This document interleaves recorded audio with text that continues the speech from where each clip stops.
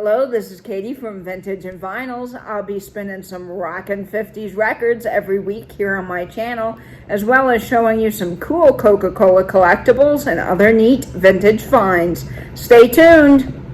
Hey guys, this is Katie with Vintage and Vinyl. I'm so happy to be back with another video. I hope you guys are doing well. I wanted to share with you my record setup. I absolutely love watching people's vinyl stations on YouTube. I just think that they're so cool. And this is my little humble setup. I've got good old Nipper in the back, and I can't wait to share more with you. This is my record setup. I've got this cabinet here with all my vinyls.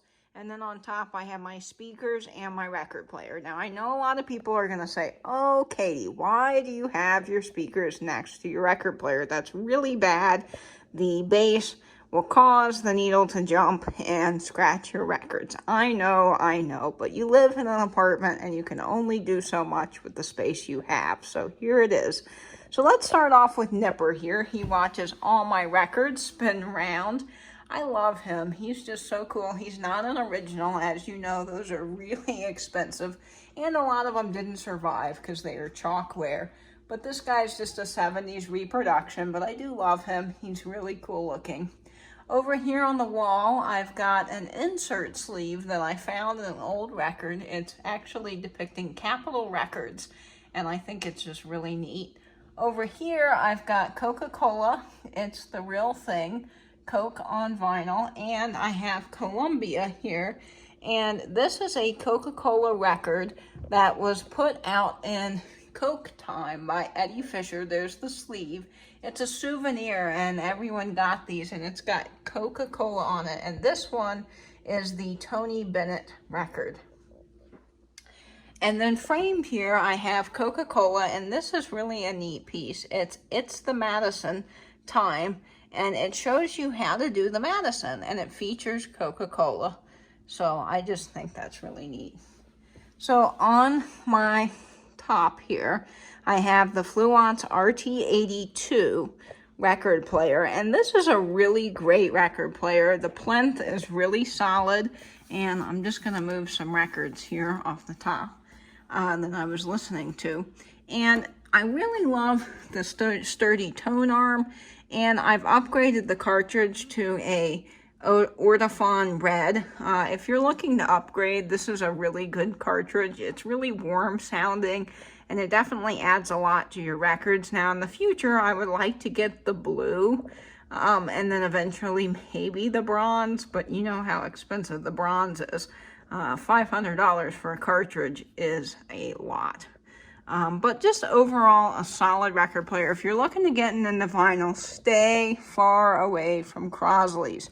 They are just pieces of junk, and it sounds like a tin can is rolling around in it as you're playing your record. So really, if you can, try to invest in something just a few dollars more, and you'll really be happy. And I really particularly like this Fluance record player.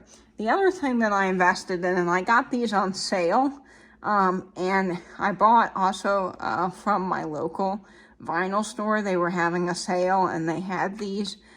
These are Klipsch Reference Series bookshelf speakers. Now, these are the Bluetooth compatible ones, and I do not have a receiver or a preamp. My turntable has a preamp built into it, and my speakers are compatible, so everything works out. I don't have to have extra equipment that takes up a lot of space. One day, maybe, but right now this works just fine for me. And then down on the floor here, I do have my Klipsch Subwoofer that I got with my speakers at the local vinyl store. Now here on my record cabinet, I have a Victor talking machine.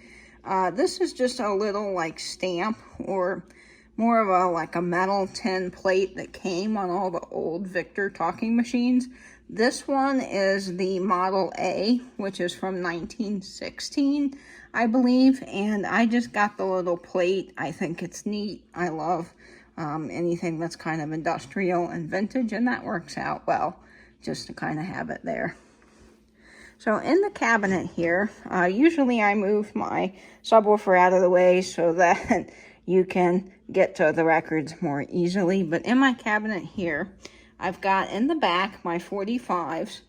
They just kind of hang out. I'd like to get a better system for them in the future, and I'd like to transfer them all to better sleeves. They're just in the paper sleeves, and really, guys, if you can make one change to protect your records, make sure you're getting like a poly sleeve for the inside. A lot of the British records actually have those. I think that they really knew that they were better for the records, but it just the paper sleeves, they scratch them, and they're not that great. So if you want to save the paper sleeve insert, like it has some cool graphics on it, you can actually put that in a special poly sleeve that has a slide, like a slide, I don't know what you'd call it, but it opens up and you can put it in there and then seal it so that you always have it, but you don't have to necessarily access it. And those I think you can get on Amazon.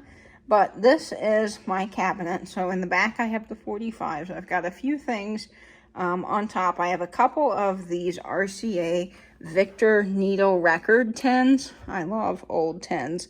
And I have the green and the blue ones, and it features the nipper dog, and these were the styluses for the old record players.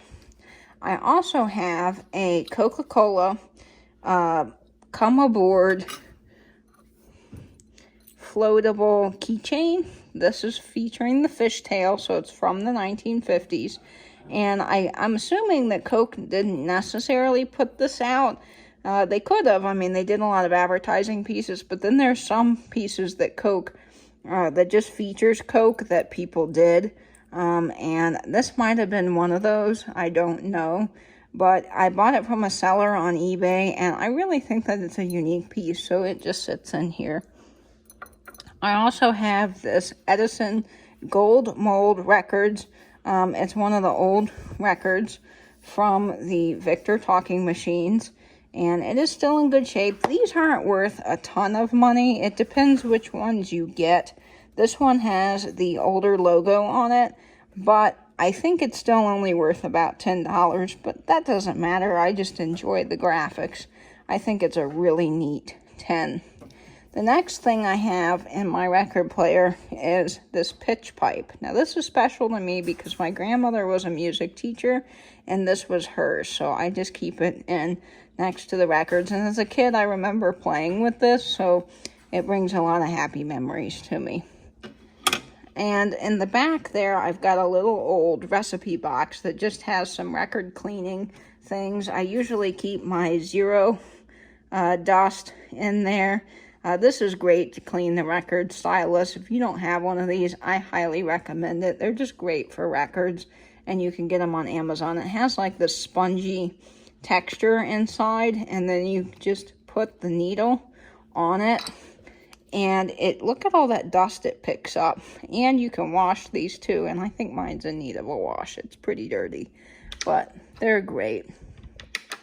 And then down below, as you can see, I have all my records.